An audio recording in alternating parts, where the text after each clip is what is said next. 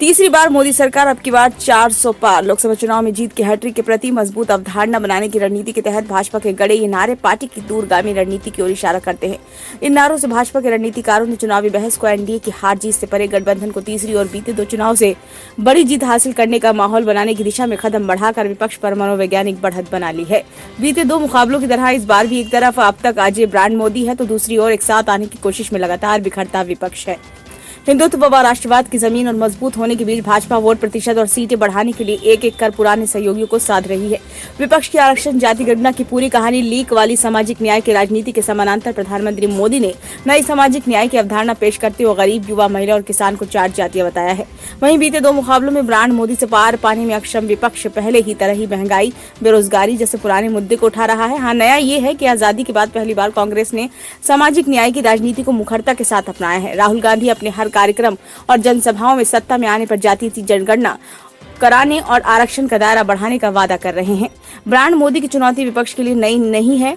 गुजरात के सीएम से लेकर प्रधानमंत्री तक ब्रांड मोदी विपक्ष के लिए अब बेग खिला रहा है। सीएम पद की शपथ लेने के बाद गुजरात में 2012 से 2014 से केंद्र में कांग्रेस को लगातार मुंह की खानी पड़ी है। इसी ब्रांड के सहारे भाजपा नया वोट बैंक स्थापित करने में सफल रही है। वर्ष 2009 में जब भाजपा लोकसभा चुनाव हारी तब उसे महज 7.84 करोड़ वोट मिले थे। हालांकि मोदी शाह युग की शुरुआत के बाद बीते 2 चुनावों में उसके मत में 15 करोड़ से अधिक की बढ़ोतरी हुई है। 2019 के चुनाव में तो उसे 2024 सीटों पर 50% से अधिक वोट मिले। विपक्ष की अगुवाई कर रही कांग्रेस मत प्रतिशत नहीं बढ़ा पाई। 2009 में कांग्रेस को 28.55% मत यानी कि 11.92 करोड़ वोट मिले। वर्ष 2014 में ये घटकर 19.31% यानी कि 10.69 करोड़ मत रह गया। 2019 में थोड़ा बढ़कर 19.6% यानी कि 11.90 करोड़ मत हो गया। कांग्रेस का मत प्रतिशत स्थिर रहा मगर भाजपा का तेजी से बढ़ा।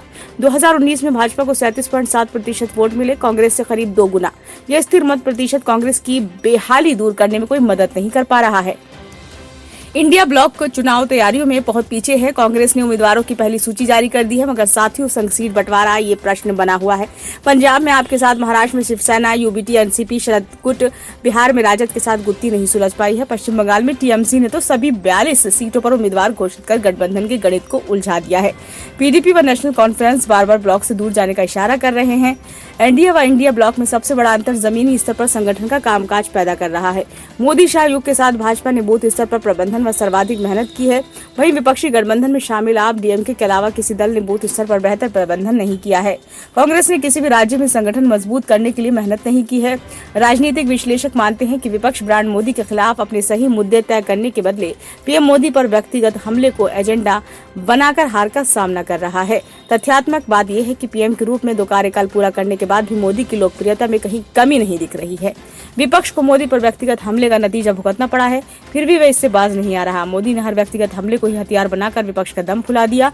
2014 में मोदी को चाय वाला कहकर और जाति का मुद्दा उठाकर 2019 में राफेल सौदे में चौकीदार चौहे का नारा गढ़ने वाले विपक्ष को इसकी कीमत चुकानी पड़ी। मोदी के सीएम रहते भाजपा ने विपक्ष के हमले को हिंदुत्व पर हमला बताया, जबकि केंद्र में आने के बाद इसे गरीबों का मजाक उड़ाने से जोड़ा।